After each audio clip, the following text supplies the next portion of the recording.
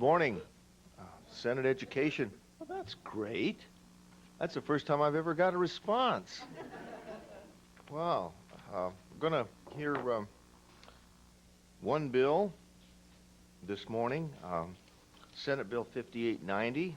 And what's your pleasure, Senator Zrelli? Would you like to introduce your bill, or would you like the staff to come up? Yeah, let's go ahead and have staff. Okay. Susan, if you would.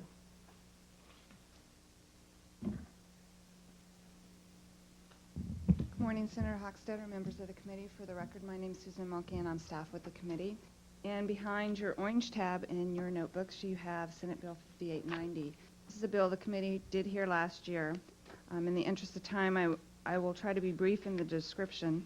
The summary of the bill provides that the purpose of the act is to restore control of education to the local community and school districts and encourage a rigorous academic education for all public school students. Under the bill, each school district would adopt academic standards in reading, writing, and mathematics with citizen participation. The standards would be tested annually at each grade, and the scores would be reported to SPI, the parents, and the community. School districts are encouraged to retain students at the current grade level if the test scores indicate that help is needed. A second grade annual test, standardized test, is required. Under current law, it's just currently encouraged. Under this bill, the high school requirements, the state minimum high school graduation requirements are put back into statute. Currently, they are in the WACs that are developed by the State Board of Education.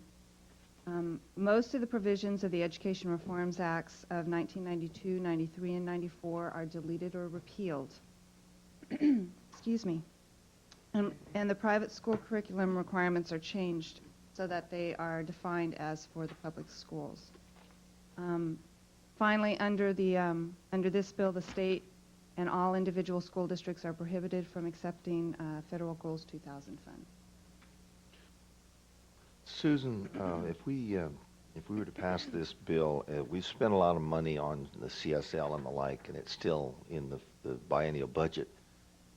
What happens to that money? Do they continue to, if this has an effective date, say, of July 1, and we funded the CSL, for example, for another year, does the bill deal with that at all? What happens to the money? Do they continue to, maybe let's get the bill to Ways and Means, huh? It might be a question. It's more technical. I guess it's a question for our friend Freund. This actually is one of the provisions of 1209 that is not repealed. I said most of the provisions are repealed. There are a few little things, or there are a few sections that are not. One of them is the actual language that the guru of the whole process. He's very candid about the movement from traditional to transitional to transformational outcome-based education. And his point is that you put the process in place, and then you change the ammunition, which is the ELers. And you do traditional because you can bait folks with the traditional academics. Traditional outcome-based education is very academic. And then you move to transitional, and then finally transformational, which in fact is effective and changes the culture. And so Bill Spady, it's like reading Mein Kampf. It's very, very upfront, frightening so.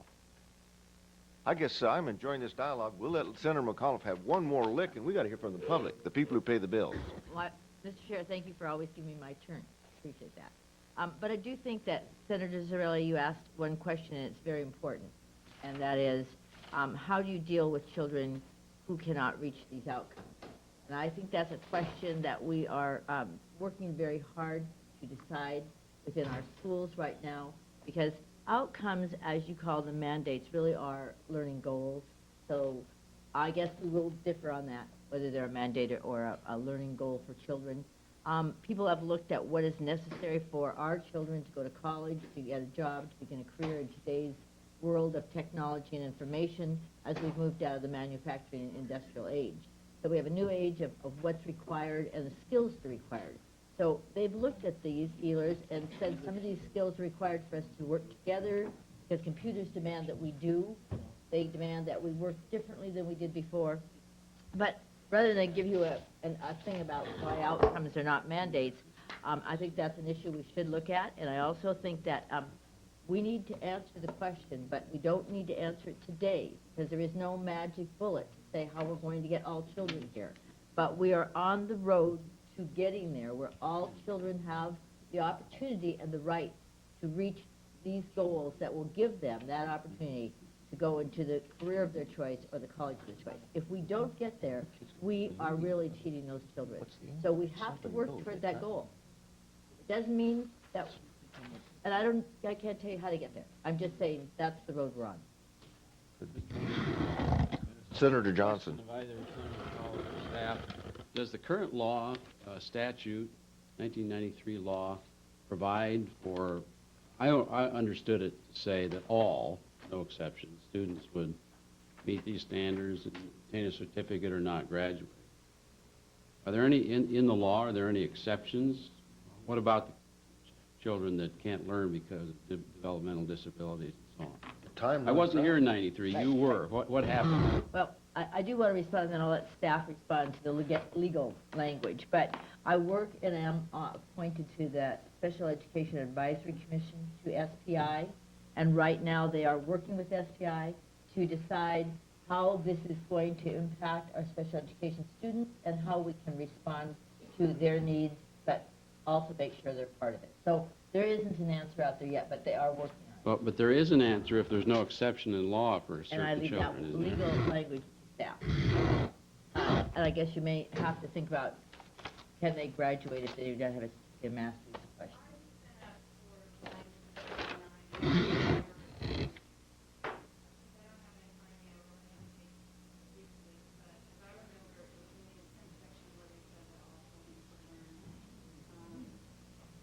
As for the student mastery requirements, that is tied to the graduation requirements.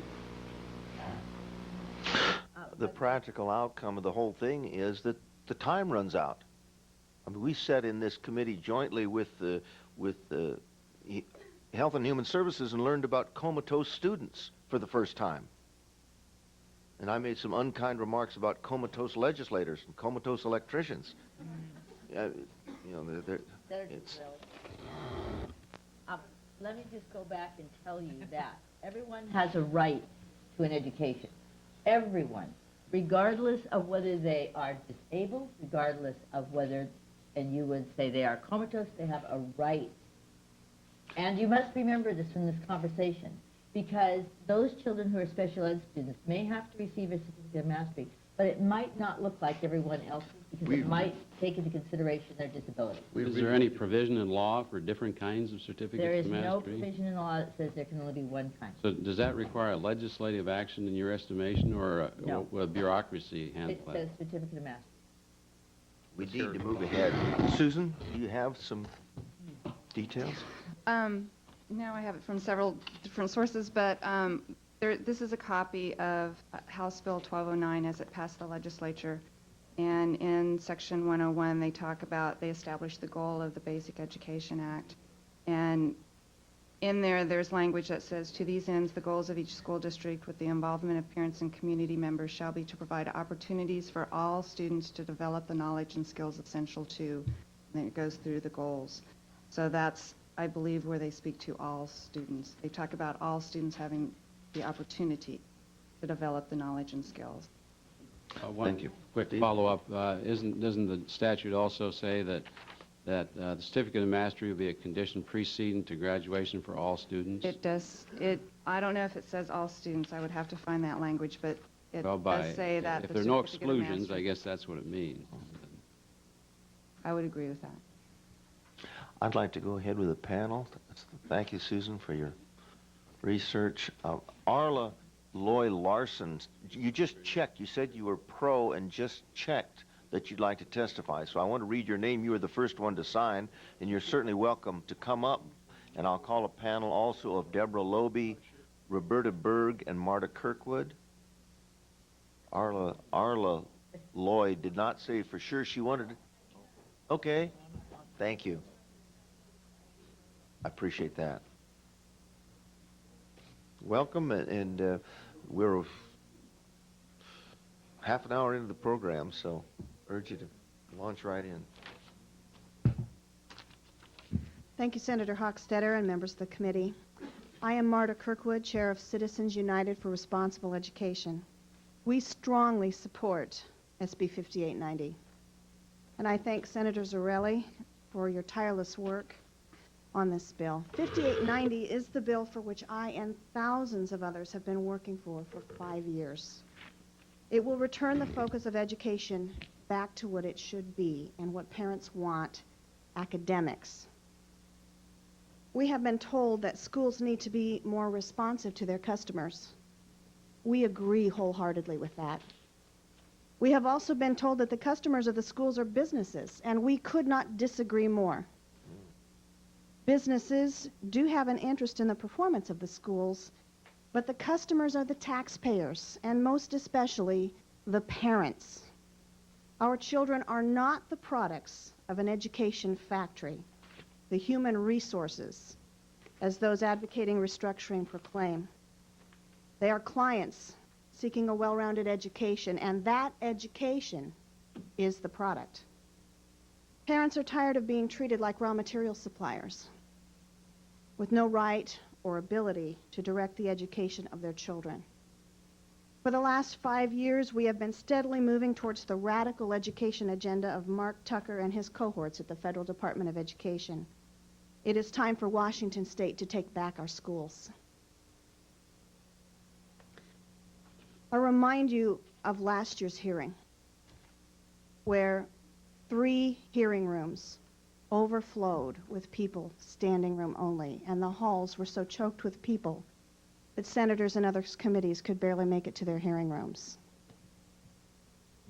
If you see that this hearing room is a little less crowded than last year, it is not because the public has lost interest in this issue. It is not because we care less about our children and their future. It is because some of our number have become cynical. Our voice was silenced and ignored. Some of our number, as I said, have become cynical, and we ask you today to prove to us that the cynics among us are wrong. That this is not a government of the bureaucrats, by the union, and for the Business Roundtable. We want to believe that government of the people, by the people, and for the people still reigns in Washington State. And so we ask you to support 5890. Thank you. We'll hear the 3 of you, and then we'll have questions. Can you hear me fine without the We microphone? need to record you, so Okay. you have to use it. After listening to... Give us your name. Oh, my name is Deborah Loby. After listening to Senator Zarelli and this woman to my left, it seems like the common theme that we have today is we, the citizens. I also would like to make a quick response that if you look at the school to work legislation, students are to remain in the school up to age 21 if they do not receive a certificate of mastery by age 16. So that will give the schools lots of money. Why should 1209 be repealed? There are many facets to outcome-based education. And what I'm going to say goes along with what this woman has said and Senator Zarelli. Since its establishment, it has eroded citizens' control of what was once considered a public school. No longer can citizens of this state regard our schools as belonging to the public, but to the government. This is a draft that was written by Mike Bigelow, who is Executive Director, Budget and School Business Services of SPI. This was issued May 23rd, 1997. This pertains to homeschoolers.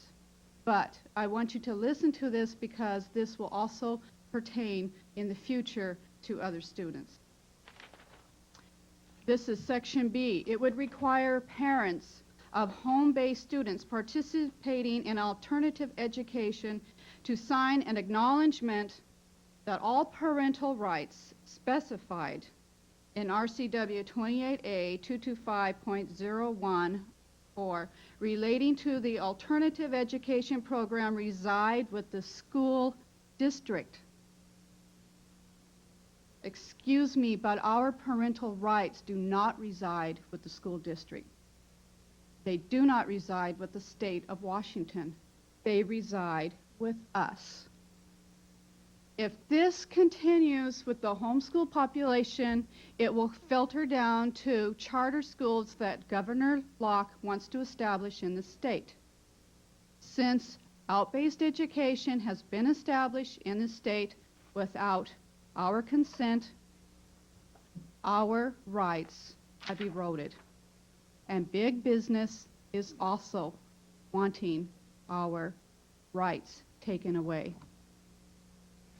I would also like each of you to ask yourselves, can you intelligently and intellectually explain what out-based education is? Do you really know yourself personally? What is it? If you honestly cannot explain and understand all the facets of out-based education and what it is, should you continue to support the education reform that is continuing in this state? If you honestly cannot understand it, then I think you need to research it further and take this issue seriously, as Senator Zarelli has. And I believe that you should support him in putting 1209 in the garbage. Get rid of it. Thank you. Thank you, Hochstetter, for your time. And my name is Roberta Berg. I am a parent and a grandparent. And what I'm going to tell you today is an example of what can happen to an individual student caught up in this. I was widowed at a very young age and lived actually here in Tumwater. When I was widowed, I moved back to Bremerton, which was my hometown, and enrolled my children in school there. My youngest daughter at the time was 3, and her age falls so that when she went to school, she was still 4. And we lived in the neighborhood of a school in Bremerton called Armin Jar. This was in 1967 and 68. This school was one of the very first schools that started with outcome-based education in Bremerton. It was called Open Concept School. There were no walls. There was team teaching. Children did not have to do the work they didn't want to. They were assigned a certain work for a given period of time, and they were free to do it whenever they chose to during that period of time. My daughter was, as I found out later, diagnosed with dyslexia. But because dyslexia makes it very difficult to learn to read under the best of circumstances, she took her time doing everything. She didn't even try to accomplish things that were supposed to be accomplished during that period of time, and she was not monitored. This went on to 4th grade, and in helping with her and I was a working mother, and helping with her homework, I realized one day that she was not even reading, barely reading, and she was in 4th grade by now. And so I became very concerned, as well I should have been, and I asked if she could be checked by the school psychologist if there was a real problem with her ability to learn. They determined that she was dyslexic, but very bright. She was already learning her own methods of overcoming the dyslexia.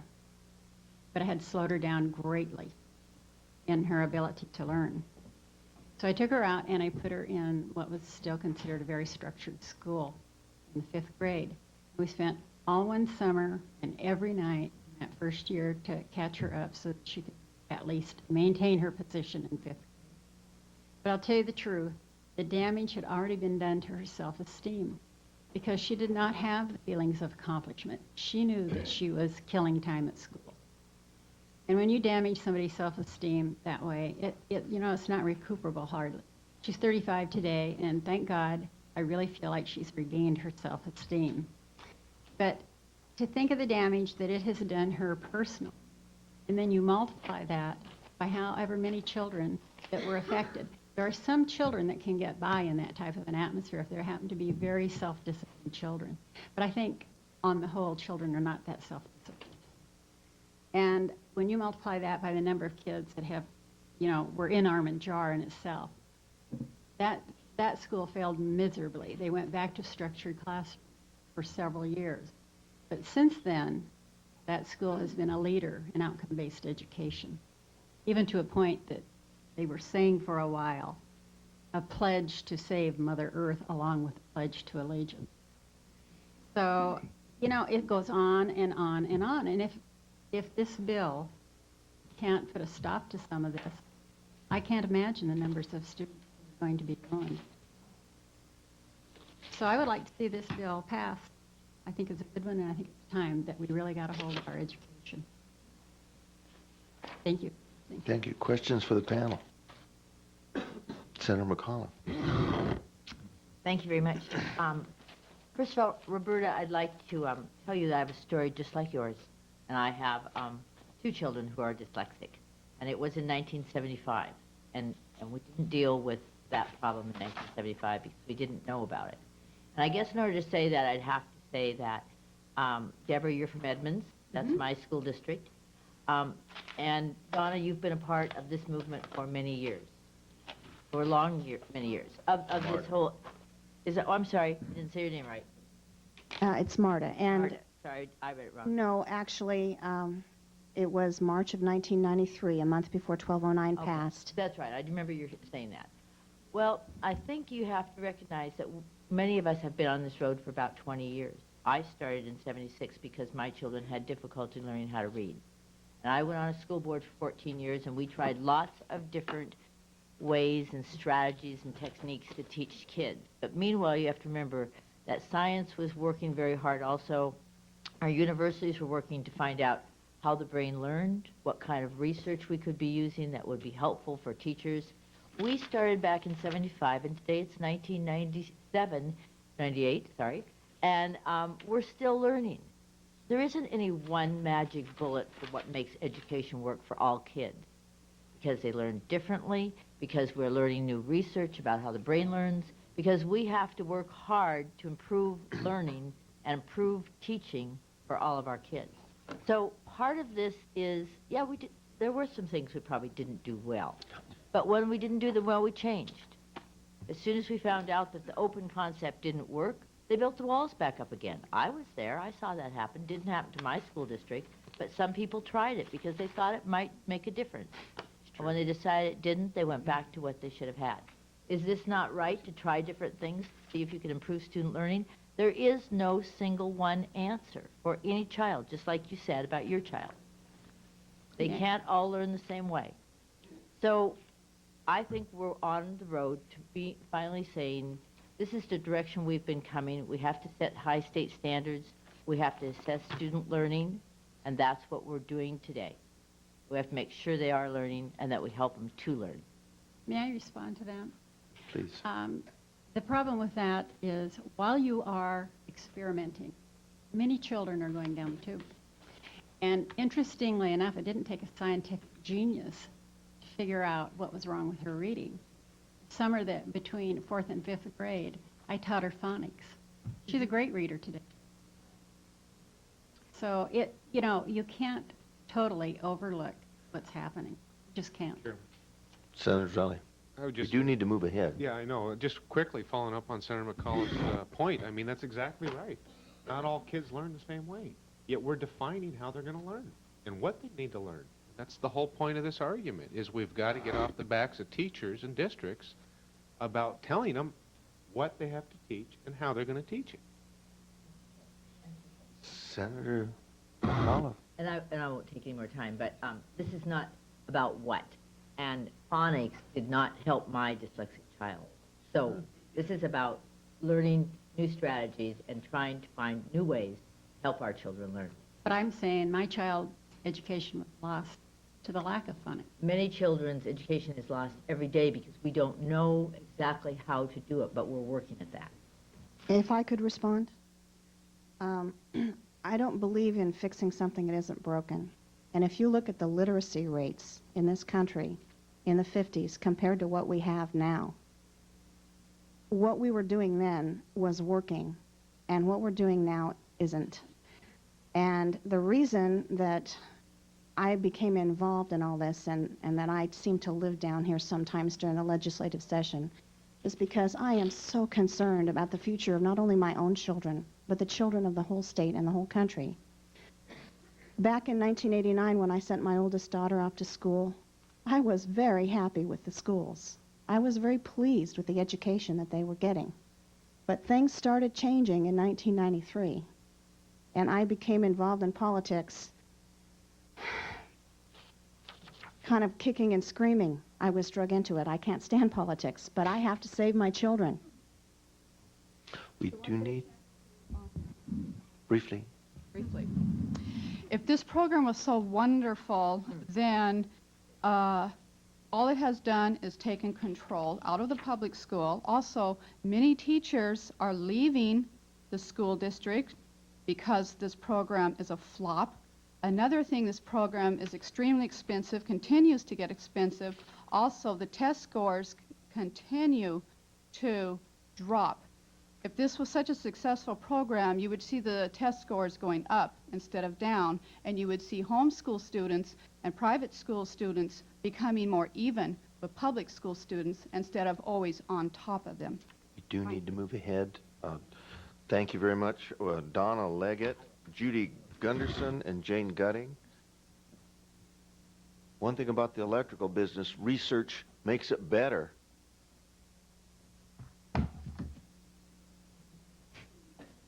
Well, the other people got it. There we go. Welcome. You can just Hi. launch right in if you'd like. Okay. Tell us who you are. My name is Donna Leggett.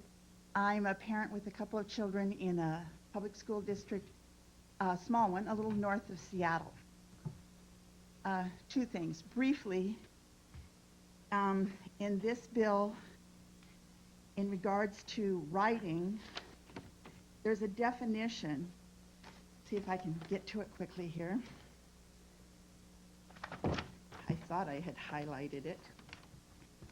I know, there it is. It says here for the definition of this bill that writing means grammar, spelling, and penmanship.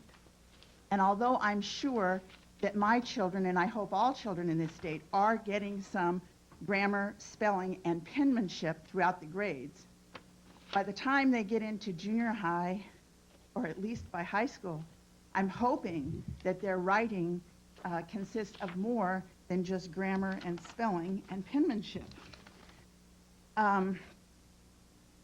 What this is really about, I think, is money. And in our district, as in many districts right now, we are currently working to have another school maintenance and operation levy passed. And we've been fortunate that they've been passing pretty regularly in our district, but this represents 20% of our district's budget. And it'll be used to purchase textbooks and other instructional materials and supplies and equipment. And since it says in your bill, as it does in the Constitution, that it is this, that the legislature provides or is responsible for the sufficient and adequate funding of basic education, I do not believe that this will help us fund it. In fact, I believe it will be taking more money away. And that's what this is about. By refusing federal funds for the Goals 2000 or any other federal funds that have strings attached, I don't know if strings was the right word, but conditions, I think was the word you used. I would hope that no one ever gives anyone's, my tax dollars, without some condition. And yes, our federal government does put some conditions on the money that they give our schools. I think it should remain that way. If we pass this bill, we will be giving up funds that in my district help with senior project work for seniors graduating from high school, community volunteerism, because in one of our schools, in our district, we have 2 high schools. In one of them, they are required to do community volunteerism before graduation. And it also helps pay for some of the parent involvement programs we have and professional development for teachers. Ever since we've started working on the education reform in this state, I can tell you that there has been a clear direction in our district that we're going somewhere. Not just in our district. I get to travel around to other schools in Seattle, Vashon, North Shore, Edmonds, and it's a focus that we all have. We're all getting there different ways. Even within our district, we have different programs going on, not the same program in every school. So we have that control. But when we get together to talk, we all know we're working towards the same thing, and we can talk about the different ways we're going to get there.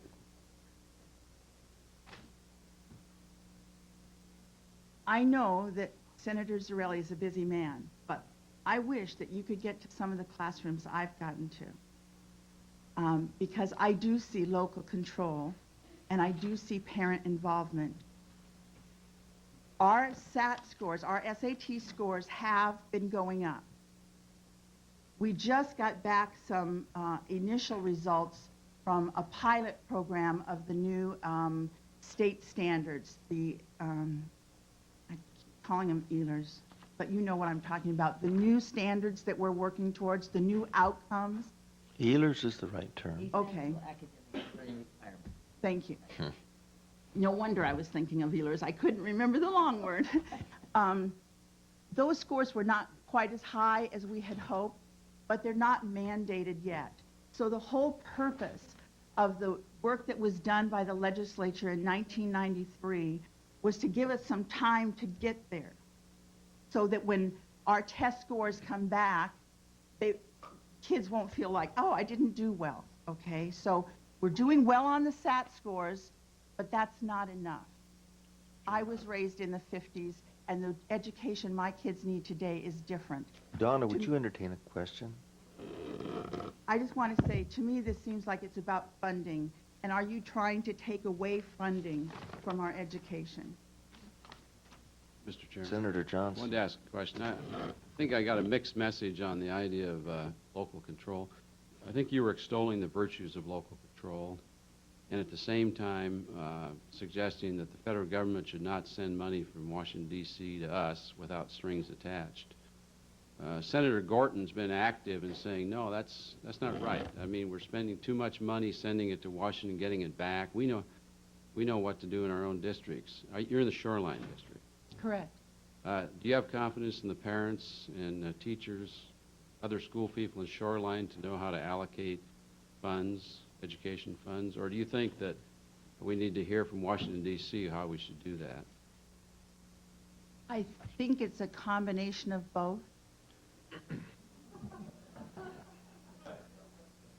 I have confidence when I give my children some money that they're going to do certain things with them. But I also have some parameters when I give them that money. I mean, they really aren't totally free. So Don't tell them that. You see Washington, D.C. as the parent and us as the children in that example you just gave? Well, I think that's unfair. I see any time that anyone gives money, including taxpayers, that there should be some condition. I think that for federal, for state, for my local tax dollars, I think they all have conditions, and I don't think that that's a problem. Within those conditions, there's still room to work with local control. Thank you. This year, when you take into consideration of the inflation, this state is allocating $68 per student less than last year. Senator Raleigh. Well, you had a question, and I'm not going to try to respond to everything you said other than the dollar issue. Farthest thing from my mind is the dollar issue. And I can say that with certainty because I authored that bill that's before this committee. My focus is on trying to get at the problem that we have and create a focus, and then say, you parents, your elected school boards, the teachers in your district, make the decisions. The expectation we have is that you're going to be providing education in these areas. From there, it's yours. We spend, the last biennium, we authorized about $8.9 billion for K-12 education in this state. That doesn't take into consideration the money that you're going to vote on and give to your school district, which you say is 20%. And it's probably pretty common across the state. So add another 20% on top of that. Think about the money that's there. There's lots of money going out there, and I can sit and tell you little anecdotes about how some of that money's used, and if you wanted to take a look within your own district, you'd find too. For instance, a very real problem. We allocate not based on what that statute says about what you're going to be teaching, but on a allocation of the number of students to teacher ratio. The ratio that we fund is, I believe, 1 to 18.3 students. When was the last time you were in a classroom that had 18 students or 19 students? Let me finish, please. What happens a lot of times is that money is allocated for certificated staff. The districts make a choice about what they're going to employ as far as certificated staff. They may choose to have X number of nurses or practitioners that qualify as certificated staff. They may choose to have psychiatrists, psychologists that take up those certificated staff slots. They may even hire people in the administrative function that are certificated, being paid with certificated staff dollars for administrative functions. So I think the question is when you go back to your school district, you got to find out how they're allocating those dollars and whether you feel that that's appropriate in the manner in which they're spending it. But the answer to your question is that how we define basic education really does not affect how we fund it, because we fund it based on an allocation of ratio, and the ratio that we're funding is about 18.3 to 1. And this bill will affect funding, though, No, federal it won't. funds. If this bill passes, You know how much money we received for this biennium from the federal government for Goals 2000? It's right around $16 million. and if it goes up or down, that will It's not still going to be. $16 million, ma'am, compared to over $9 billion in the pie. We take that $16 million, the strings then go to that whole pot. It doesn't just determine how we're going to spend that $16 million. It requires that we have an education plan in place that's approved by the Department of Education. So they've got to approve our implementation plan, our education plan, to receive that $16 million.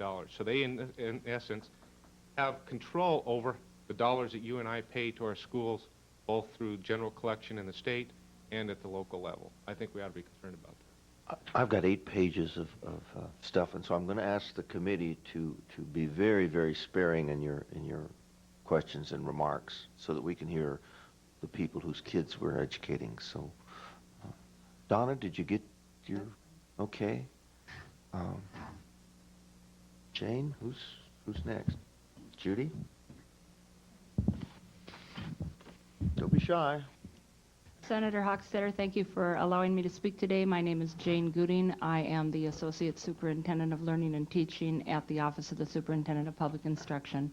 I've been there for 1 year, and I came from the Yakima Valley. It seems today we're all going back to where we started with House Bill 1209, and in 1983 I was working in the Yakima Valley with 25 school districts. At the time, I watched from a distance to see what ed reform in our state was going to do, and what our legislators would give us to work with to improve student learning. I was one of those that held back. I'm saying that because I've watched nationally at ed reform in other states where I think they move swiftly ahead, and we were in an advantageous position to learn from their mistakes. I think that you did that. And because of that, I also held back to see if, in fact, citizens and teachers would be involved in actually writing our basic essential learnings. I was not on a committee. I chose to withhold my time. I went over and observed and reported back to my superintendent that in fact I was amazed that we had teachers volunteering to apply to spend 2 weeks of time writing along with the other community volunteers, and also to come on weekends during 2 years to complete the first work, which were the essential learnings for reading, writing, communication, and mathematics. When we're talking about the basics, I wish a bill could take care of the argument, but I do believe, Senator Zarelli, that your bill will not stop the arguments about what is basic by naming reading, writing, and mathematics. We're having another debate in the House right now about reading specifically. And we asked the citizens and the teachers to identify what they believed was essential for children in the state, and they presented over time a body of work. In my region, I watched our district struggle with those essential learnings, and I'd like to point out that the basics you're referring to, the phonemic awareness, if you would, with reading, calculation, if you would, with mathematics, are generally found in our essential learnings as the first essential learning in each of the content areas. And then as you read the other essential learnings, they get progressively more difficult. And teachers know you cannot jump ahead and expect students to apply their academic content if they don't understand the basics to begin with. The debate that was held in '93 was whether or not our state was satisfied with children knowing content, or in fact if they wanted children to be able to do something with it to apply it in life. And at that time the debate was, we want more than just basics, but we want to start with basics. So goal 1 was established as basics, and mathematics is dependent also on the symbols that are found in the basics of reading and writing. And mathematics was high priority, so it was taken from goal 2 and it was developed simultaneously with reading and writing and communication. I think what I'm presenting to you is the fact that the state has been doing with the grassroots effort the development of the work in the very direction you're wanting them to go. Now, what's the difference between an individual's experiences we've heard here in this democratic debate and an anecdote? I think that you have to look, particularly when we're looking at a bill as important as House Bill 1209, at individual experiences across the state. And we are looking at all of the schools that are doing work to improve student learning. Those individual experiences and anecdotes then develop into trends, and then you can see what is happening across the state as a trend, but the work is done locally. I have taken the essential learnings to all of the 25 school districts I worked with. You and I could go today in every single classroom in that ESD 105 region, and you will not find the same materials, you will not find the same methods, and they've been working for 3 years at improving learning, and they're doing it their way. From benchmarks to a curriculum with methods and materials is a huge step, and there is a large variety of methods and materials that can be utilized to accomplish these goals.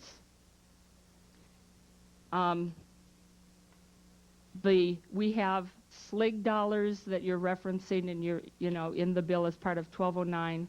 99% of the districts in our state have applied these dollars to doing curriculum work to improving student learning. And in your bill, Senate Bill 5890, you're asking as a new section for each district to adopt academic standards in reading, writing, and mathematics.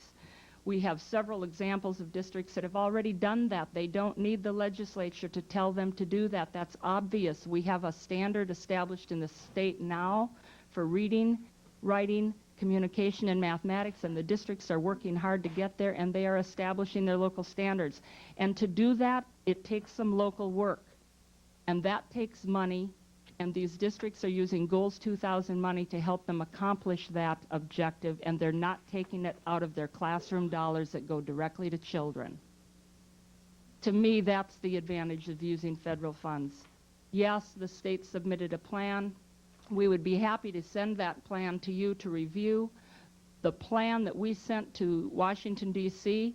is built on our goals in Washington State. They want to know that we're applying Goals 2000 money to help us improve student learning, not to put it towards transportation or other kinds of school efforts and services. And the district work that is being done is totally tied to Washington State ed reform. Finally, I'd like to thank you for opening this debate. There is not going to be a quick fix for satisfying the needs of all students. It's obvious, as I've been sitting listening to this debate today, that people need to read House Bill 1209. It does speak to the special needs of, it does speak to students with special needs. It also speaks to students that have different learning styles and our responsibility to serve all children. And the bottom line is House Bill 1209 or the proposed House Bill 5890 is really serving our Washington State Constitution, which is one of the best in the country supporting education.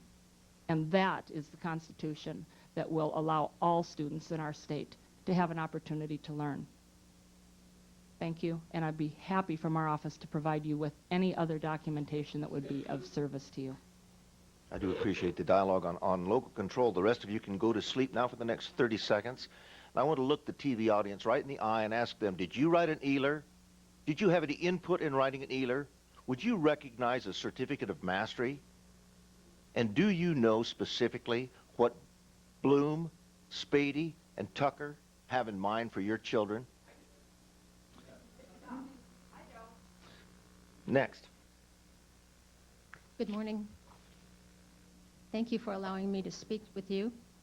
My name is Judy Gunderson. I'm from Paulsbo, Washington, and a parent volunteer in the North Kitsap School District. I'm also a member of the Washington State PTA, and although I'm a conservative Republican, I have concerns with this bill. The bill's description, again, quote, encouraging a rigorous academic education for all public school students and restoring local control of education to the local community and school district. Sounds like good intentions, but frankly, why would I want to invent the wheel? The proverbial vehicle is already in place, the Commission on Student Learning. They had hundreds of volunteers, and I know that for a fact. Parents, business, and community members, legislative people, who spent countless hours defining and developing the 4 essential learning goals and its assessment. Goals 1 and 2 cover most of your concerns, but goals 3 and 4 cover so much more of what our children will need in our global economy. I'm thinking, why would I want each local community school district to adopt their own set of academic standards? And the reason why I have concerns in that area is that we live in Paulsbo, and if for some reason our family gets transferred to another area in the state of Washington, another city, and another school district, our daughter could very well find herself entering a school district that doesn't have the same expectations, standards, or class offerings needed to provide her with a quality education so she can attend the college of her planned choice. Senators and staff, my family just doesn't live in Paulsbo, Washington. We are citizens of Washington State in the United States of America, living in the northwestern hemisphere on the planet Earth. We must become more global in our thinking if we are going to survive. And our children will require it for their careers and future lives too. My daughter wanted to come with me this morning, but she began a new semester at North Kitsap High School. She is taking math analysis, which is pre-calculus, advanced chemistry, advanced English, and symphonic band. She is an Honor Society member and helps out at Paulsville Elementary once a week after her school day ends. She helps out in the local nursing home. She needs the best education she can possibly obtain so as to transfer that knowledge to college and eventually her career and back to her community. I don't want to return to the educational process we had before the Education Reform Act, before the CSL. We can't go backwards. Before the CSL, there was a problem. Now you want to go back to it? I don't think so. If you're truly concerned about the quality of education for our students within the public schools, there are 2 items you can help us with. And it's right up there again. Reducing class sizes, K through 12, and or providing funding for more instructional aids so we can help those students who need the extra help. Thank you for allowing me to speak to you this morning. I'd like to stop all the questions unless you really got a burning one, and we really need to barrel on. Thank you very much for your testimony. Heidi Harding, Carla Lowry, and Chris Charlemagne, and I'm going to ask you to be very, very to the point and very brief. I've got 8 pages, 9 pages up here, and we're just not going to get them done. So if you've got a minute or 2, and we'll really turn this over. My name is Carlin Lori. I'm from Kelso, and I've taught kindergarten, 1st, 2nd, and 3rd grade, so I've taught a lot of reading, and now I do volunteer tutoring. That lady that spoke last, she was wanting her, if she moved from one place to another, to have her children all on the same page, but I find that since this kind of new education has gone in place, people from Longview and Kelso, they move from Longview to Kelso, they are way, way lost because they used to have the open court teaching phonics in the old days, and they could go from one town to the other, and you'd be pretty much in the same place in the book, and you wouldn't be lost. But now, with all this fuzzy stuff floating around that they go to, they're very lost when they go to another school. When you teach phonics, you don't have to take too long. You can teach a few sounds and a few rules, and you have a solid working time in the morning when they're keen and you don't have a lot of politically correct things to interrupt them with the learning process. You don't have to take awfully long to teach people to read. By the end of the 1st grade, everybody is reading. And in whole language, you memorize a lot of words. You can imagine how many words you have to memorize by the time you get to high school and especially to college. We have already enough exceptions in the English language to learn to memorize, so we don't need to burden our kids down with that kind of foolishness. It's an insult to me when they claim that if you teach basics, if you teach phonics, that you are not teaching the children, introducing them to good literature. I beg your pardon, I did that very extensively. And they also say you're not teaching creatively. I beg your pardon, I taught very creatively, and we had a lot of creative things going in my classroom. And so a combination of some drills, some learnings of sounds, and some creativity, I thought we had very good classes, and my kids were reading by the time they got out of my classroom. And I'd like to say that Senator Zarelli, I would definitely like to speak for his bill. He has had not only personal experience with his own family and the school system, anecdotal proof of which Senator McAuliffe is so extremely fond, but he has also had a lot of actual research into statistics which have been done by educators rather than psychologists. So he has a lot of information which is right on. Thank you. Hi, my name is Heidi Harding. I reside in the Edmonds School District, which is one of the pilots for Goals 2000 in our state. I'm the Snohomish County Chair of the Washington State Taxpayers Party, but more importantly, I'm a parent. I have 2 small children that I'm currently homeschooling, and the reason I'm homeschooling is because when I was making the decision about where I was going to send my children, I went to one of Edmonds for Schools 2000 community meetings, and I was very disturbed by what I saw. I like this particular bill because it restores our God-given right as parents and our constitutional right to direct the education of our own children, and also because it restores one of the cornerstones of American government and our education system historically, which is local control. And lastly, because it restores the purpose of education back to where it should be, which is instead of changing children's attitudes, it is acquiring knowledge and academically preparing them for their future. Currently, because of our Goals 2000 and School to Work programs, our districts are signing contracts with private organizations. They are aligning in regions. Edmonds is currently aligned with the North Shore, Shoreline, and Everett school districts. These 4 districts have signed a contract with the National Alliance for Restructuring Education. When they signed that contract, the contract stipulated that they had to meet the following requirements. That they had to start using a certificate of mastery, or put in place the foundation to use a certificate of mastery. And along with that, they had to work to convince businesses and colleges in our state to give preferential treatment to applicants who attain the certificate of mastery. They then had to agree to restructure curriculum, because another part of this program is that they have to use the new standards system of assessments and the portfolio system that the National Alliance had already come up with. They also had to agree to establish a comprehensive school-to-work system and to restructure district central offices. Now, I looked at all this and I said, well, what is left now to be decided at the local level?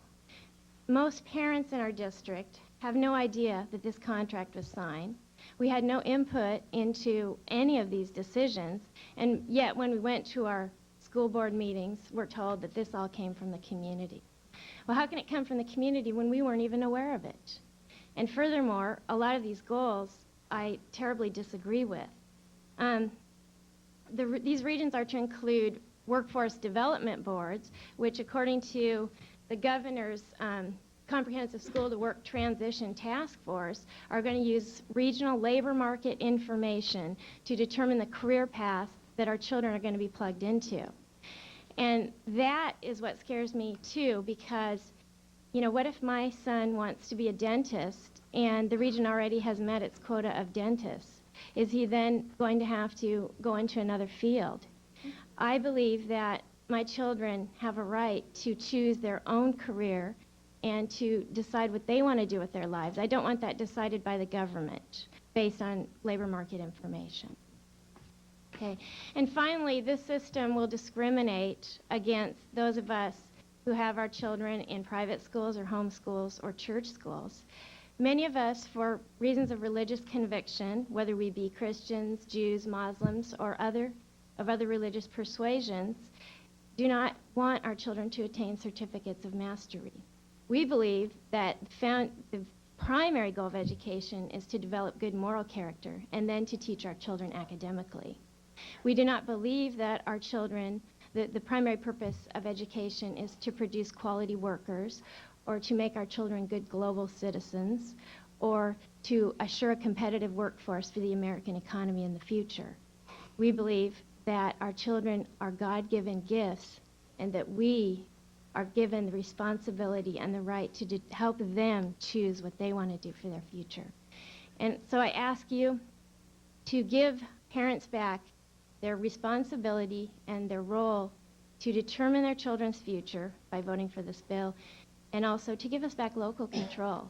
I mean, I want to say for the record to anyone here from the superintendent's office that I have read House Bill 1209. I've read the federal Goals 2000 legislation and the School to Work legislation, so I have an idea of what I'm talking about, and I've also read the contracts that the school districts have signed. And I would also ask you to consider, is it fair to discriminate against those of us who are homeschooling or have our children in private schools, who, by the way, have the best test scores in America today? Is it fair to discriminate against them in college placement or in the workforce? Thank you very much. Greetings, Senators. Thank you, Senator Zarelli, for your dedicated work. I'm Chris Shartleman from Paulsbo. True education reform, back to basics and factual knowledge. Local control sounds so good to me. Where the local district can choose a content-rich curricula. I have, I hate to tell you how old I am, but I've lived through quite a number of these reforms. And with the numerous so-called education reform strategies we've lived through, only to see them fail because they had no scientifically validated evidence they had ever worked. In fact, when 1209 came out, I was startled to see that we were patterning after Kentucky. Kentucky ranked 39th and we ranked 25th. Now this didn't make sense to me. Even building a better mousetrap, you don't go to the worst one. All of the ones of the education reforms that I have seen have had a lot of similarities. They called them something else, but they were all outcome-based, essentially. And I can go back to the late 60s and 70s to prove this to you. We've spent massive amounts of tax dollars on these reforms, on consultants, on teacher trainers, only to be told that we must wait and track the students for 10 to 15 years after they've left the schools. I call that educational stalking. If we go through with this bill, we'll know where they're at. The teachers will know and the parents will know. They'll know if the students have learned the foundations that they need in the subject matters. The private schools indeed are doing better.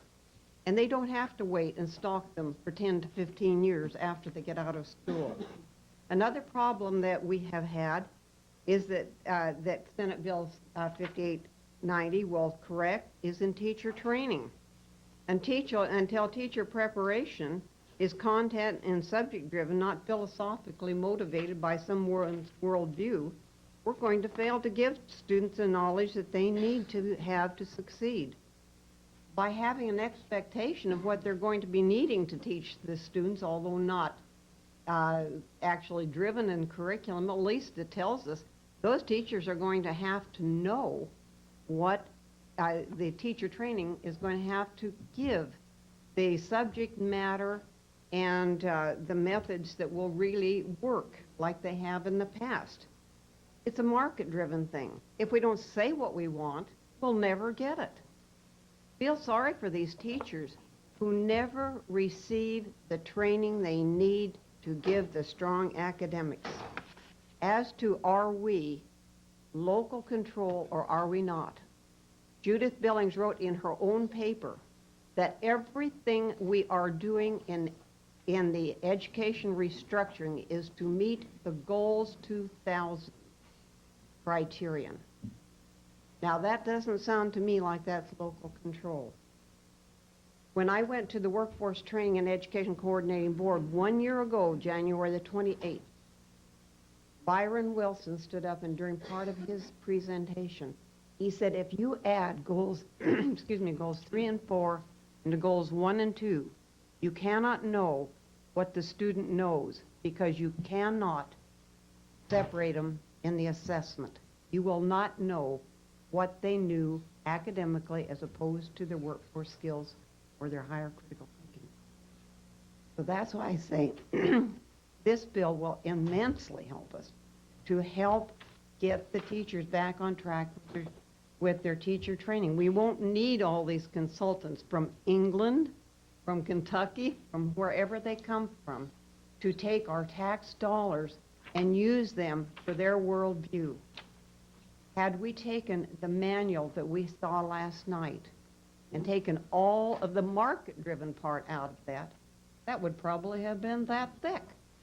It was a salesmanship job. Mr. Hawley was selling Action Research. Are there any questions? We just need to move ahead. Thank you very much for your testimony. I'd like to bring forth Joe Booth, Joel Winters, Mike Hans, and Craig Donalds as a panel.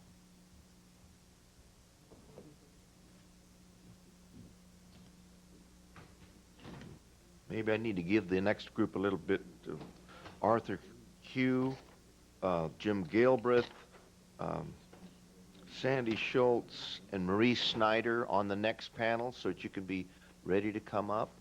Welcome. Sit down and launch. And you can As you described yourself as a panel, just feel free to. Thank you. My name is Mike Haas. I'm a parent and taxpayer from Kelso, Washington. And my sons are Ben in 5th grade and Walter in 3rd grade, and they attend Barnes School there in Kelso. I'm here to talk about my participation on the Barnes School Learning Improvement Team, which is one of the outcomes of House Bill 1209. This has been a very positive experience for me. As a parent, I feel the school district has literally embraced parental input through this learning improvement team process. The grant money that we have received, the student learning improvement grants, one of the things that's come from that is a process that the teachers use. It's called Running Record at our school, but it's a process that they use to interact with kids one-on-one to see how they're doing in reading, and from that direct their curriculum more effectively. And our learning improvement team has used the results of that running record as an assessment tool, and we've done various other assessment type processes.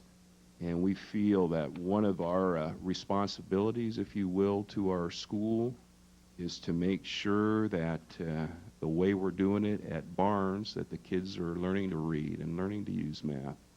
So I don't really understand the concern. A lot of the concern for this new bill seems parents aren't involved, and my experience has been the opposite. Thank you. My name is Craig Downs. I'm a principal in the Kelso School District. I'm principal at Barnes Elementary School.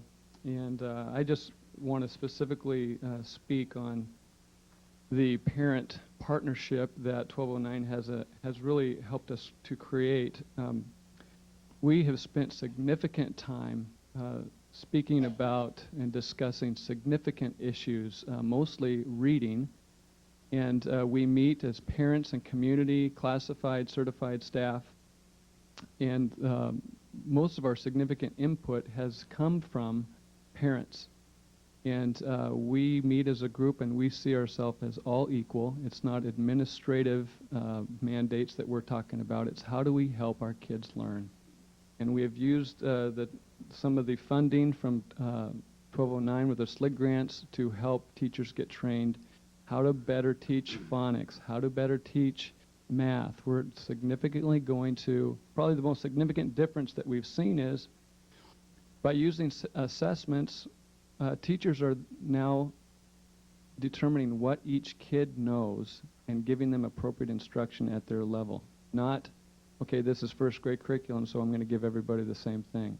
And there's a lot of involvement with parents on those assessments. Sometimes the parents will even come in with the students and do the reading assessment with them. There's a real partnership.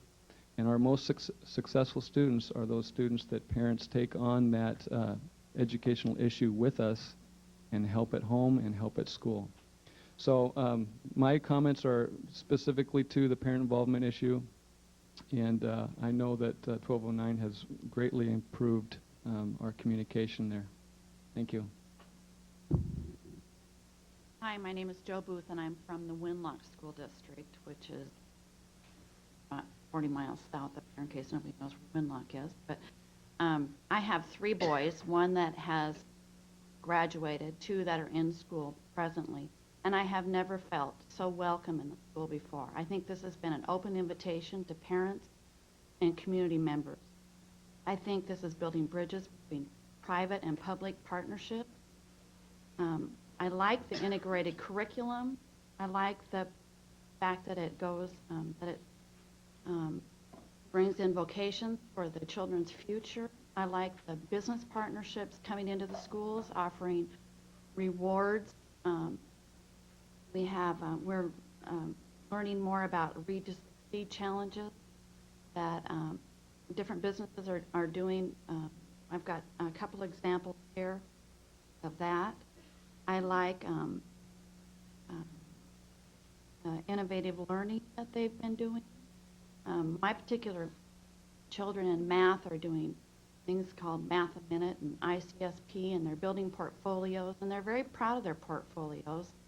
And I'm just here to say that I've never felt so welcome in this school before. And being a parent who has a child that's out and younger ones that are in, I know the difference between 2 years ago and now, and how it's brought us in to help in the school districts. And we feel like we can go there and help and not be intimidated by not being the teacher in the classroom, but being involved as much as to be equal with the teacher in our children's education.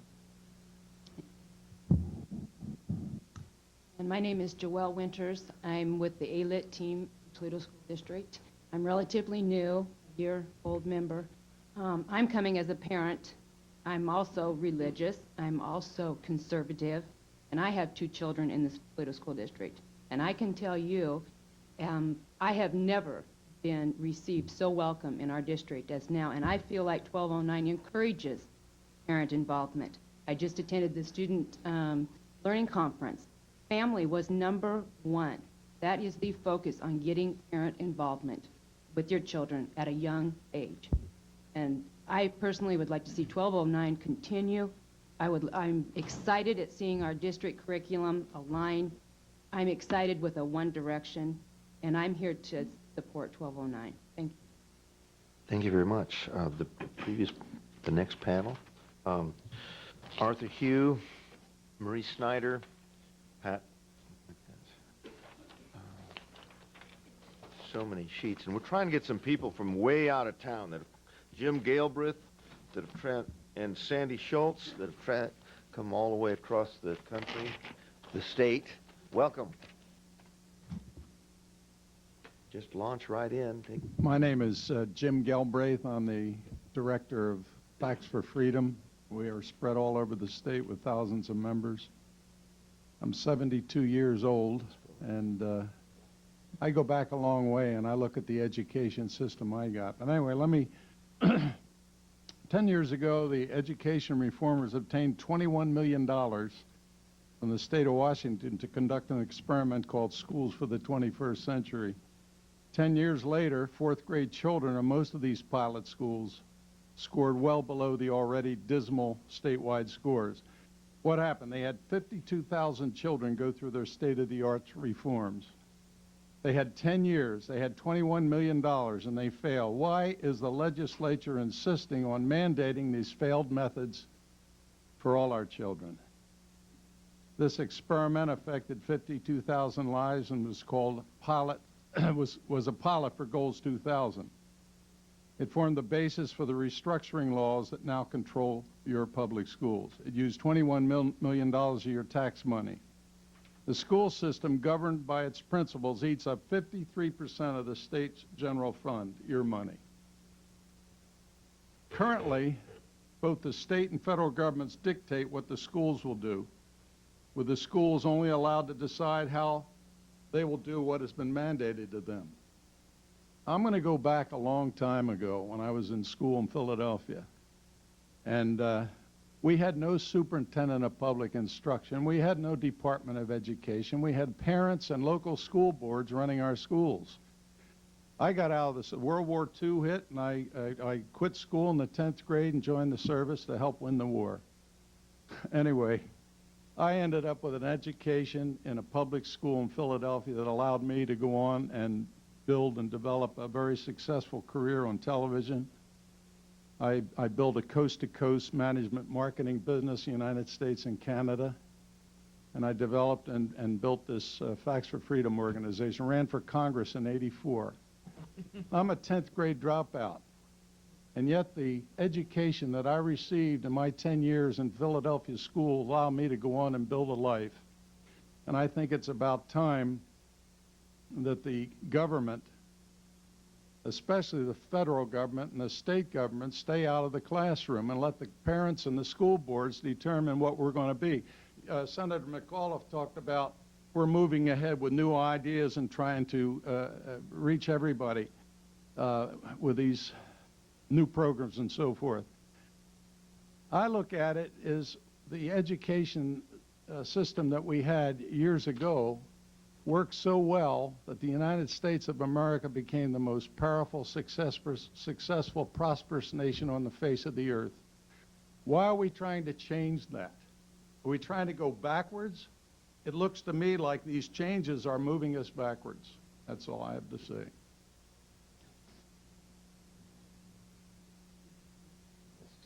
Senator McCollum, briefly. Again, I'm sorry, and I appreciate your letting me do this, but we were not educating all of our children at that time. We were educating about 25% of our children. Oh, no, no. Get out of here. Well, I guess